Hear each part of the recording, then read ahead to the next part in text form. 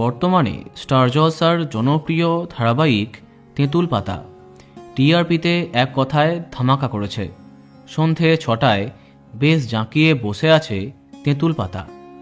বেশ কিছু কারণে এই ধারাবাহিকটি দর্শকের এত প্রিয়। তার মধ্যে অন্যতম একটি কারণ এর কাস্টিং। প্রতিটি চরিত্রে জনপ্রিয় অভিনেতা অভিনেত্রীদের দেখা যায়। প্রধান চরিত্রে ঋতব্রতা এবং গৌরব তাক লাগিয়েছেন, কিন্তু এবার বাকি ধারাবাহিকের মতো মুখ পরিবর্তনের হাত থেকে রেহাই পেল না তেঁতুল পাতা। এই ধারাবাহিকেও একটি বিশেষ চরিত্রে মুখের বদল হয়েছে। পরিবর্তে জনপ্রিয় টেলি অভিনেতার আগমন হয়েছে।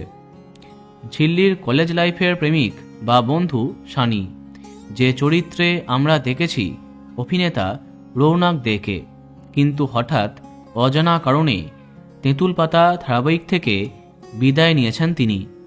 সম্ভবত কল টাইম নিয়ে তার সমস্যা হচ্ছিল। তার পরিবর্তে এবার থেকে সানি চরিত্রে যাকে দেখা যাবে তিনি মিঠাই ধারাবাহিকের স্যান্ডি ওরফে ওমকার ভট্টাচার্য।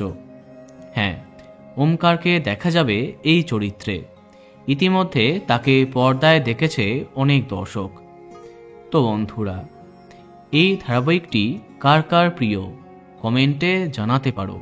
আর এই রকমই আরও অনেক ভিডিও পেতে সাবস্ক্রাইব কারেন্ট বস।